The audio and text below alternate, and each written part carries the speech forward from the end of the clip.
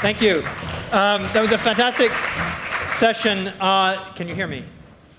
In the back, yes. Wave your hands if you can hear me. It's on? Okay, there. Now we're on. Okay, great. That was Chin Easy, which was great. This is Chin Difficult. And we're going to start with a quiz of all the characters that we've just seen on the screen. No. We have a great panel, actually. We've just brought in from Asia, Bessie Lee, who runs WPP in China. Fritz Demopoulos, who successfully launched a startup in China, which is a rare thing to successfully launch a startup in China, but doing it, as you can see, not Chinese, is quite a remarkable experience and achievement. And Yat Siu, who runs a large number of companies that have been successful in China, Asia, and worldwide out of Hong Kong. So in order to make this panel a little bit more in-depth and try to bring in some more maybe controversial or interesting elements to it, what we've decided to do is talk about China myths and then debunk them. And what we've asked each of the panelists to do is think up a myth, pitch it, and explain it, why this myth exists, and these myths are quite commonly held notions, and then turn it on its head in a maybe Chairman Mao-style self-critique. So let's start first with Bessie. You believe, this is your pitch about why China's education is fantastic. Why should we believe China's education is fantastic? Yeah, I have a 15-year-old daughter, and I live in China for 12 years, so I watch her going to school. Now, if you follow the recent PISA research or study that studied the education quality of the world, you will see that Shanghai in math, science, and reading scored #1 in the world. So I think there's a lot of discussions, and even the UK's government is criticizing their own education system. But having lived in China 12 years, I know that the education system there is very good in terms of teaching the kids on skill sets, or copying a formula, memorizing a formula. So they're very good at taking exams. But if you want your kids to have innovative thinking, think out of the box, being aspired to be an inspiration individual, I think that's missing from the China education system. So if you ask an Asian parent, they will think, yes, education in China is fantastic because my kids get great scores and getting to a good SAT score, getting to Harvard. But if you ask Western parents, or parents who want their kids to just be happy and be an innovative person, I don't think China's education system is there yet. So that's just my view. Yeah, Fritz, what are the elements that might, on the outside, make it appear that China's education system is doing a great job, or it's really working, and how would you react to that? Well, I think we have to keep in mind, because of scale, China graduates so many, maybe 1 million college graduates a year, I don't know, multiple millions. So you're always going to get that 0.01% who ends up being like Jack Ma or Robin Lee or one of these incredible entrepreneurs who have displayed a high level of creativity. In spite of the system, in a way. In spite of the system. However, the masses, or what, in the experiences we've had is when we hire people in China has lots of talent, incredible entrepreneurs, but that's such a small percentage, I think, of the overall. And our experience has been, we may hire, and we employed about 400 engineering talents within our organization, and it was very pyramidal. And what I mean by that is, of those 400 talents, probably 10 of the 400, we could say, wow, these guys, no matter what, we have to keep. They're super creative, they're smart, they're intelligent, and the rest were just kind of supporting that structure. Meaning, everything that Bessie said, technically very good, however, that there's only that small percentage that really gets us excited. Which forces you into very sharp vertical pyramid when you're running a company. It's part of it. It's one of the challenges we face in operating businesses in China. But now, of course, the good thing is, because it's so huge and there's so much scale, there's always opportunities to find those really incredible talents, but it's just very small compared to, so the PISA studies, and as we know, the PISA study is only reflective of Shanghai, which is, in China they say Shanghai's the head of the dragon, it's the richest part of the country, it's the open to the West, but when we start looking inland a bit, even 100 kilometers down to Nanjing or Suzhou and places like that, you just see a significant drop-off. Yeah, Yeah, so I guess, I mean, I agree with everything that was said here. The main other thing is I think the Chinese education system doesn't, for I think very practical reasons, doesn't breed people that want to take risks. So basically, what they do is, rote learning Chinese language is also an element of rote learning, and basically being obedient, which is also you could say, a Confucian value in terms of filial piety. Listen to your family, listen to your parents, and to some extent, listen to your government, and listen to the companies you work for. So it creates, especially in the earlier days, a great generation of workers for those companies. But of course, now it's changing from basically a manufacturing and production type society to basically more information, knowledge, and technological stuff. So that has to change. Thomas, I think just now Fritz mentioned Robin Li, the Baidu, and also Jack Ma, Alibaba. But if you look at all the digital companies in China, most of them are not original ideas. So most of them are? Most of them are not original ideas, right. Meaning they copy the original idea from the US. There are originality, just like Fritz said, but it's a very, very small percentage. So I think if China wants to have, be really at the level field with the US or the Western countries, they really need to focus attention on the innovative side of the education, the soft skill side of the education. Great, and Bessie might have extra bonus points because she might be disagreeing with a myth that Fritz agreed to bring up, which is China doesn't innovate. I didn't know we're supposed to disagree with our panelists. You're supposed to. You get bonus points for disagreeing with your panelists. Makes it much more interesting for the audience. So violent disagreement is even more points. Let's go outside. No. So I think what we've seen is when it comes to consumer-facing products. So first of all, say the myth China right. doesn't innovate. Yeah. So there's a myth. China doesn't innovate. Lots of copycats. In fact, during the group buying heyday, when Groupon was a hot company, and I remember being in DLD 2 years ago, I mean, these guys were the celebrities, right? In China, there was about 5,000 of these companies, of which maybe 100 were venture-backed. A lot of copycats. In our team, we actually had somebody tasked to look and see how many Groupons they could find. Right. We told them to stop after they got to 74. Right, exactly. And so it is true that we do, especially when we think about consumer-facing products and product features, we do see that the Chinese look and get inspiration. I would call it that they get inspiration from everywhere in the world. But what we do, and I would argue, we do see some innovation when it comes to business processes, business models, pricing, how to get things done in China, how to develop an ecosystem that's China suitable. And there, I think, when we think about Robin Li and kind of what he's done, Baidu looks like Google, fine. But then when we look at box computing, and when we look at some other initiatives, I mean, even the people at Google will say, well, wow, Baidu is the only real innovative competitor they have within the little box of search, not all these other things with the, kind of with the funny glasses the guys were wearing yesterday. And so we see, but what Robin has done is, and I'm not saying this because I used to work for him, but what we're seeing is, Baidu has created a business system that's very, very innovative in terms of how they price their product, how they sell it, how they use, the benefits of scale in China and the benefits of cheap people. To really, create all sorts of interesting business models. Now, this isn't consumer-facing. It isn't features. It isn't what you use. But it's everything on the back end, and we see a lot of innovation that comes from that side. And I would argue, if we exclude, the TMT space, this is all this DLD stuff, right? If we look at high-speed rail, telecoms, nuclear energy, what we see is innovation doesn't come from some guy in Silicon Valley sitting in his dorm room programming at Stanford, kind of the next CHAP application. It comes from an engineer who spent 20 years of his life thinking about how to improve this little widget on the nuclear power plant. And if we think about it on that level, we do see a lot of process improvements and a lot of incremental improvements, which I would argue, 2 or 3 improvements becomes an innovation. And I think we're seeing a lot of that in China.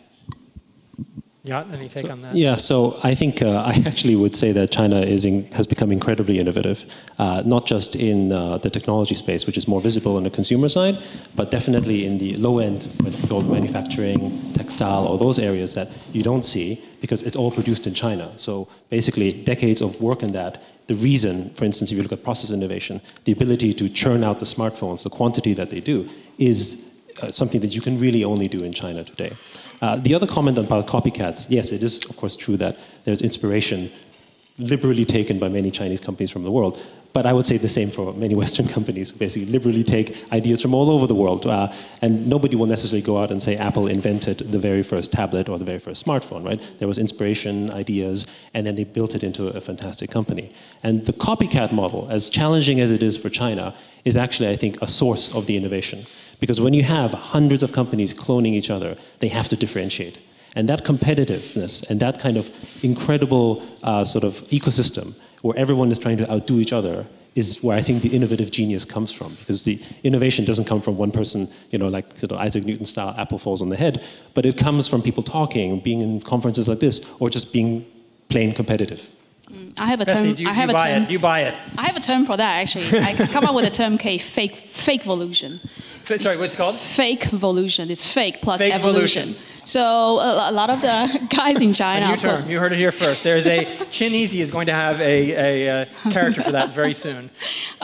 So they all started by, like you say, copying an idea from somewhere else. But because they're so close to the Chinese consumers, like you said, you know, they wanted to outstand from their competitors. So they're constantly churning up new features and new functions to make their product different. So that's how I came up with the term fake evolution. But like Fritz said, when you see that 0.5% of the 1.4 billion people who are very innovative, you're very excited about what they're doing. Like Xiaomi, probably some of you have heard about this company, Xiaomi. They are not Apple copy. They're not Apple copy. They are to my best knowledge, the only mobile handset or operating system that operates on an open source system in the world. That my best knowledge. Maybe I'm ignorant, but this came completely out of their own design, and they have 1+ million fans. These are hardcore engineers, not on their payroll, but they're just so resonated with the brand and what they're trying to do, and they're constantly churning up new ideas, new apps, or improved version of their current function and feature, and you get your update on a weekly basis. So when you do see that 0.1%, it's very exciting, but it's very difficult to find that 0.1%. Okay, excellent. Yat, this is a double myth, which they are kind of contradictory. And by the way, I would welcome anybody to offer their myths, comments, questions, interaction as well as we continue. But China's youth hates the West / China's youth loves democracy. So there is a... Give me both myths, which seem to contradict each other. Right. So the myth, I think, is what... We came up with this myth because of what we all perceive when we look at newspapers and articles outside of China, which is that you know, the Chinese youth is nationalist, they're pro-communist maybe, they're basically sort of, you know, they hate what they see in the West, you know, that kind of stuff. And that comes from when you look at basically the protests or the anti-Western sentiment that we see from some of the things on Twitter feeds or so forth, right? And the second one is basically how there is a group of you know, Chinese who seek sort of liberties and basically freedom, American-style Western democracy, and kind of want to topple the government, and that's why you have things like Tor and being able to access BBC basically through, you know, past Great Chinese Firewall. Right? And that's sort of the foundation of the myth. And I think the misperception comes from Chinese youth as to whether they want to emulate the West or whether they even want to be like the West. Yes, they love things about the West. If you look at the numbers of Chinese tourists that go outside of China, it's an indication of that they love to see things outside, that they want to see things and they want to improve themselves and they want to look and explore new things, just like everyone else. But in terms of emulating Western-style democracy, I think there is this big myth about people thinking that you know, China needs to be like America, maybe less so today than before. But it's for the most part nonsense. Chinese do seek some liberties. Fairness, equality as a concept is important to them, but it's not, you know, having necessarily a democratic style just like in the West. They think they are proud of their nation, so they have a sense of, you know, personal pride. They have a sense of I guess, in some ways interpreted as patriotism, but that should not be translated as thinking that they hate the West, because they're not adopting it wholesale. They're just taking the things that they like the lifestyles of certain, they bring it in, they maybe make companies around it. So the youth just wants to become better, and I think they don't want to be exactly like the West, and I think that's where many of the myths are built on. Please. Bessie, what are your thoughts on that? You deal with a lot of companies that are looking to speak to Chinese consumers and particularly Chinese youth. A lot of the WPP operating companies research, we found that a lot of the current Chinese consumers, they're not happy with the government, but that doesn't mean that they want democracy. Because democracy is a huge unknown to them. It's a very big uncertainty. And when they look at what happened in the US, what happened in Europe, I think they're revisiting the idea of whether democracy is really the good thing for a country like China. So I think they don't like. They have some dissatisfaction with the current government, but they want the government to make some changes. But they don't necessarily want to change the political system. They're not looking at a polar choice. No. I'm unhappy with my current situation, therefore we want Western-style democracy. So they actually welcome the current anti-corruption campaign that the new government kicked off since last year. That is very welcome by the people. But whether they're at the extreme of trying to push democracy, we can't see that from the WPP studies. And Fritz, maybe you can speak to the hates the West myth.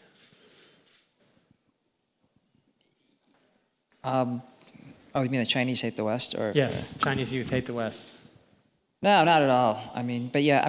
Sometimes you hear that, so what we find is, some of the big challenges is, and especially the Google guys used to say this all the time, well, the Chinese just don't like us, that's why we failed, and we made all these bad management decisions and bad product decisions in China. But the reality is what we find is the biggest challenge is not China versus Western companies and Western entrepreneurs. The much greater battle is the public sector in China versus the private sector. Which segues into one of your myths, which is that China rejects foreigners.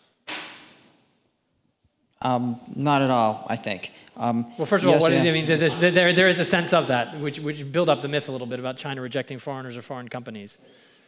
It's true. So the funny thing is, like when eBay failed miserably in China, well, we can rank them all up. Pretty much every foreign internet company coming into China failed. Many of them have failed, right? Exactly. And name a success case. Of foreign company going to China.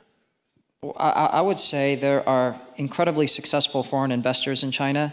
But not foreign, so we never had a success, so is it a myth? No, which is I hate to say it, which is Yahoo happens to be one of them, Naspers, MIH is another. But in terms of foreign operating companies succeeding in China within the consumer internet space, none. Okay, now you're going to argue that China does not reject foreigners. No, it's true, they don't. Because if you think about it, you're a foreign internet company, whether it's Google or eBay or something like that, and you ask yourself, okay, what do you bring to the table to succeed in China? Is it money?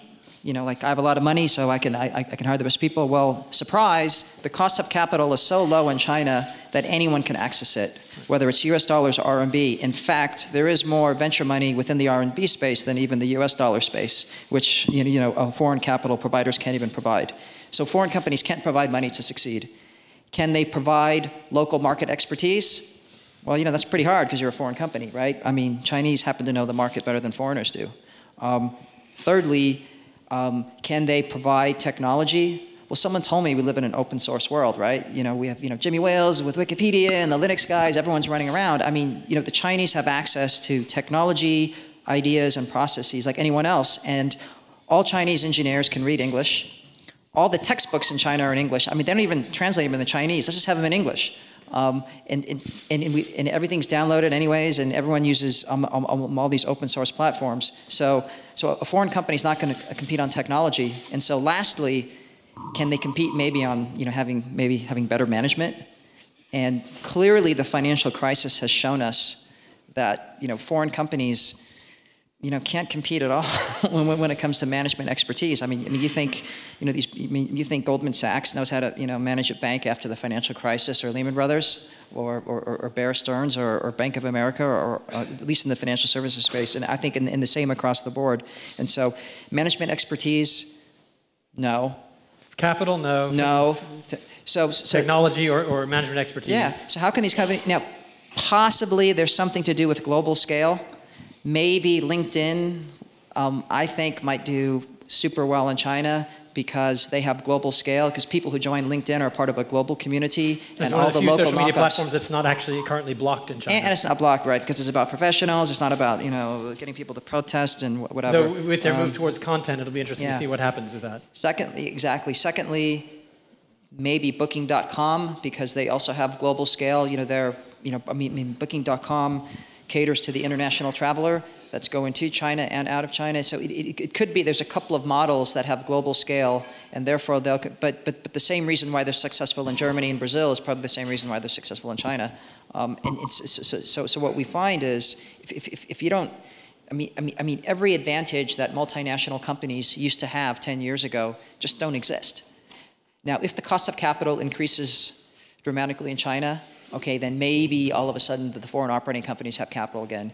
If maybe, the rate of change of technology just goes so fast that it's kind of hard to to keep up anywhere. Maybe foreign companies may have a shot there. But what the Chinese want, Bill Gates was always criticized for slowing down the development of Windows, so that way his engineering team can catch up to actually make Word better, Excel better than Lotus, and broadly speaking, I think it's policy of the Chinese government just to slow things down a little bit so that their own guys can catch up. But interestingly, though, the FMCG company, a lot of the traditional, we call it the traditional model of the companies, are actually quite successful in China. So that like our P&G, Unilever, you name it, they're actually quite successful. It's the technology sector that most of the foreign companies fail and fail miserably, because I think technology, they all failed in my observation of two things. One is speed of decision, and the other one is empowerment.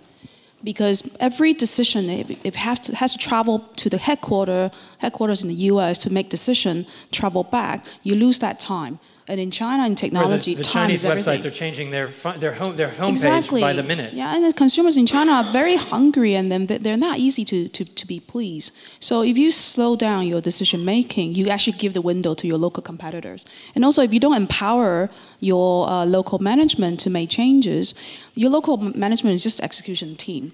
And then compared to the local competitors, they're making constant changes, and they're so close to consumers. They know what the consumer wants. They have the authority, the time to make changes right there. And I think that's why a lot of the technology companies fail and fail miserably.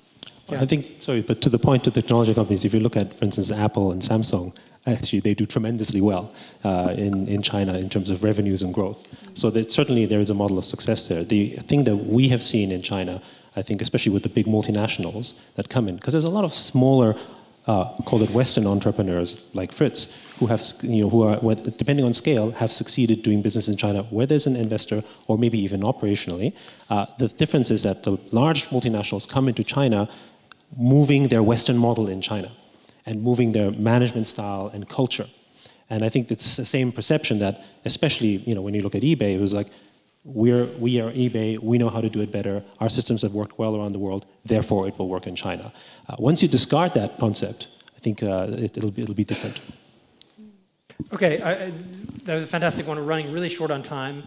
Unless there's any myths out there in the room, there is one myth here. I don't have a microphone to give you, but if you say your myth, I will repeat it. Laura Bodie. Laura Bodie, not a myth, a real person. My question is, I work in doing leadership training in over 70 countries. And one country, thank you. The country that I enjoy most going to is China, where the government has us come in to do leadership training, primarily with the princelings. And we bring in a group of internationals as well. You were talking about incremental innovation being done in China now.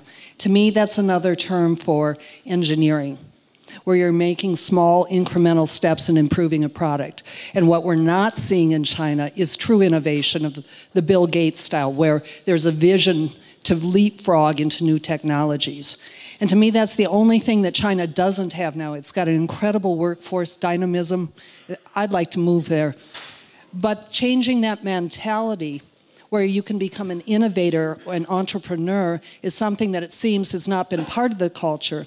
And when we first started going there, we were told not to do speaking on dreaming and visioning, that was anathema. This year I heard the president announce that dreaming is now encouraged in China. Do you think that a shift is going on in the mentality where people are forming their own visions for the future? Okay, great. I think the shift, if I may, the shift is happening, but it's happening very slowly, very, very slowly. And the reason why people are not encouraged to think long-term or to be visionary, to be disruptive, is because you're never told to. You got actually penalized if you're trying to stand out of the crowd ever since you were little, during your education. So when you grow up and you're in the workforce, very rarely you see people willing to step out of the crowd and tell you what he or she really think. Most of the time, they're just sitting there waiting for you to give instruction. But of course, like Fritz said, you do have that individual, several individuals. They're constantly revisiting their own value, their being, and all that. So they want to be different. So they do, but that percentage is too small. So we do have innovation. Like WeChat is another innovation. It's a disruption as well. It's not just disruption to the three monopoly telecom service provider. It's disruption to the e-commerce. It's disruption to the O2O sector. That's a brilliant innovation. But it takes just one company. Okay. So the good news is shifting is happening. Yeah, very, very quickly. I think there is change happening, but we have to consider that China came from sort of a very, very turbulent time. And so one of the biggest mantras that is hard to change is this concept of stability, right, which has been the underpinning of all of China's policies. And if you think about incremental innovation, it is not disruptive. It adds to change, but it does it quietly and it does it sustained. If you do add disruptive innovation into the field, it could potentially explode. And that is not something that originally China wanted to follow for risk of blowing up at the time, but that is changing. Okay, we've got a great panel here, and we had some other topics we were going to talk about, so please seek these people out who are a great panel of people with a huge amount of experience in the China market. We were going to talk about how rising income of China's middle class is a myth, that Chinese companies will take over the world is a myth, that China is one market is a myth, that foreign tech is Americanizing China, and finally that some Chinese eat dogs and all Chinese use soy sauce. So if you want the answer to those questions, please seek out Bessie Lee, Fritz Demopoulos, and Yat Siu. Thank you very much. Thank you.